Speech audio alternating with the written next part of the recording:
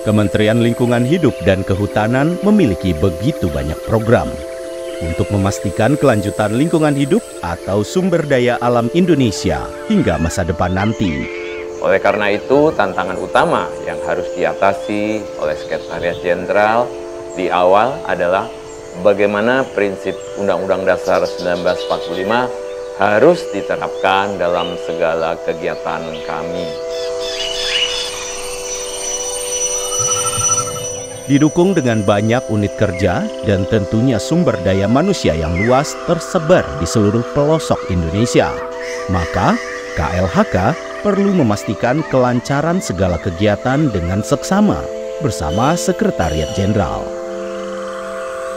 Setiap birokrat pun kemudian harus paham betul mengenai yurisdiksi berbagai undang-undang untuk menyelesaikan tiap permasalahan di lapangan dengan pendekatan kebijakan dan regulasi, sehingga semua mendapatkan solusi yang sama dan tentunya adil. Maka kami semua pun bisa meningkatkan kinerja dengan baik sesuai tujuan utama reformasi birokrasi.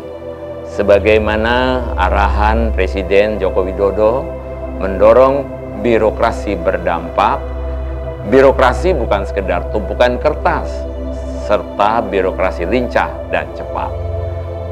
Untuk mewujudkannya, RB KLHK fokus pada pengentasan kemiskinan, peningkatan investasi, digitalisasi pemerintahan atau SPBE, serta belanja produk dalam negeri. Seiring perbaikan tata kelola KLHK, Sekretariat Jenderal juga membawa kementerian ini mencapai beberapa keberhasilan yang signifikan selama periode ini. Beberapa keberhasilan ini adalah contoh nyata hasil reformasi birokrasi berdampak. Pada tahun 2015, nilai reformasi birokrasi KLHK masih di angka 61,80 dalam kategori B karena aksi korektif masih berjalan di seluruh unit kerja. Namun di tahun 2023 nilainya naik ke 80,93 dalam kategori A. Inilah hasil reformasi birokrasi yang ketat dijalankan selama ini. Untuk terus melayani publik, baik para pelaku usaha maupun masyarakat dengan lebih cepat dan efisien, sangat penting bagi KLHK untuk memperkuat sistem pemerintahan berbasis elektronik atau SPBE yang bisa menjadikan percepatan pelayanan publik untuk seluruh birokrasi yang berdasarkan good governance. Di awal, KLHK memiliki sekitar 347 aplikasi yang akhirnya berhasil dirampingkan dan disederhanakan proses bisnisnya menuju satu aplikasi yang lebih terintegrasi dan mudah diakses, baik secara internal maupun eksternal. Setiap birokrat di KLHK harus menjadi lebih baik setiap harinya, sesuai dengan arahan reformasi birokrasi yang berdampak. Hal ini harus terus dilakukan, karena sumber daya manusia yang kuat akan bisa terus membuat sumber daya alam menjadi lebih baik. Keterbukaan informasi publik KLHK selalu meningkat setiap tahunnya.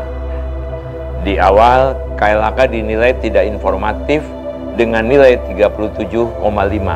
Namun setelah melakukan pengawalan dan tentunya edukasi yang menyeluruh ke seluruh tingkatan birokrat, nilai keterbukaan informasi publik KLHK terus melesat naik hingga menjadi 90 di tahun 2023. Dalam penilaian keuangan, di awal KLHK dinilai wajar dengan pengecualian atau WDP karena belum ada standarisasi pengaturan dan pengelolaan aset.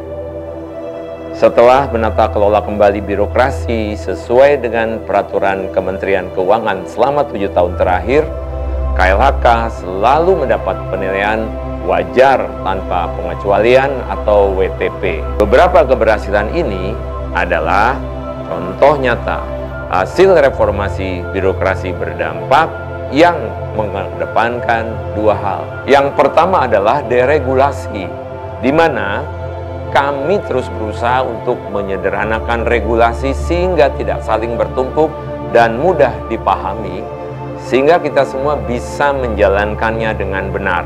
Lalu yang kedua adalah debirokratisasi, di mana semua tahapan birokrasi tidak perlu berbelit lagi, sehingga semua menjadi efektif dan tentunya efisien, tidak memberatkan masyarakat. Jaga kesinambungan kerja-kerja yang berhasil. Jaga lingkungan hidup kita. Jaga masa depan Indonesia. Jaya senantiasa, Nusantara tercinta.